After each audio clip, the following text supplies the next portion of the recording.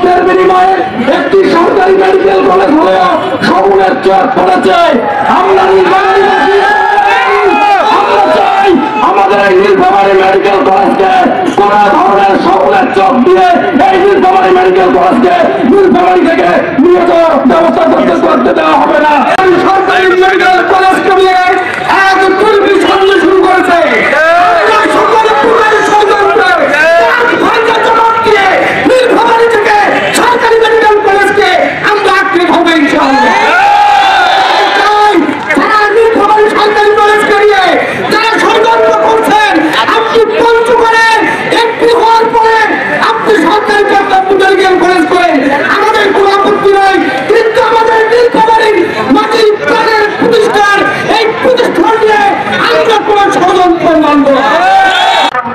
গর্ব আমাদের Nilphamari medical college.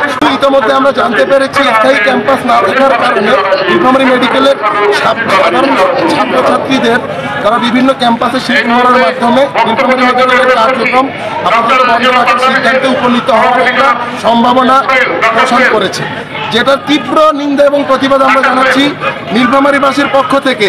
আমরা এই ডিক্লারেশন দিতে চাই, এই আলটিমেটাম দিয়ে দিতে চাই, তোমার ইন্টারিম গভর্নমেন্ট যদি এরকম সিদ্ধান্তে আনিত হন তবে আমাদের নীলফামারীতে এয়ারপোর্ট রয়েছে, নীলফামারীতে রেলপথ রয়েছে, নীলফামারীতে সড়কপথ রয়েছে। আমাদের নীলফামারীর উপর দিয়ে কেউ বের হয়ে যেতে পারবেন না। এটা আপনাদের কাছে স্পষ্ট ভাষায়, বিনয়ী ভাষায় আপনাদের কাছে আমাদের দৃঢ় অনুরোধ, আপনারা কোনোভাবেই এইরকম বিধ্বংসী সিদ্ধান্তে উপনীত হবেন না। নীলফামারীবাসী শান্তিপ্রিয় মানুষ, আপনাদের কাছে এই যে আমরা শান্তিপ্রিয় জন্যই আমরা মানববন্ধনে দাঁড়িয়েছি, তাহলে নীলফামারী ব্লকেট করে দিতাম।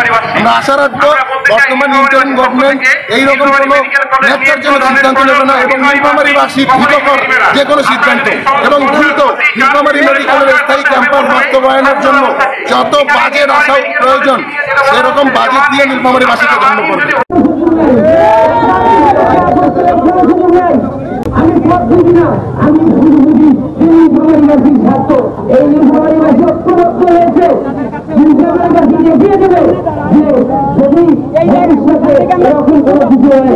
আরো দেখিয়ে দিতে পারবে। তো নীলফামারীবাসী এখান থেকে যদি প্রয়োজন হয় যে জীবন দিয়ে দিবে, তারপরে এই অধিকার ছেড়ে দিবে না। শুধুমাত্র মেডিকেল কলেজ হাসপাতাল নেই বলে একটা মেডিকেল কলেজকে মাননীয় বলে বন্ধ করা হয়, সেই ক্রাইটেরিয়া কিন্তু বাংলাদেশের অন্য প্রতিটা মেডিকেল কলেজে পড়ে যাচ্ছে।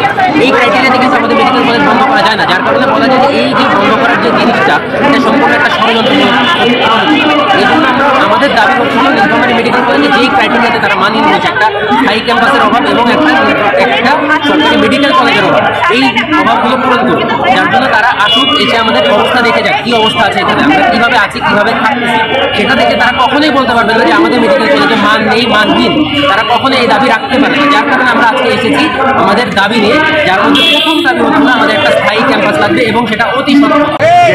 বিভিন্ন দলের রাজনৈতিক নেতৃবৃন্দ নীলফামারী মেডিকেল কলেজকে বন্ধ করে দেওয়ার একটা ষড়যন্ত্র শুরু হয়েছে এবং পাশাপাশি নীলফামারীর যে স্থলবন্ধ ছিল সেটাকেও বন্ধ করার সুপারিশ করা হয়েছে।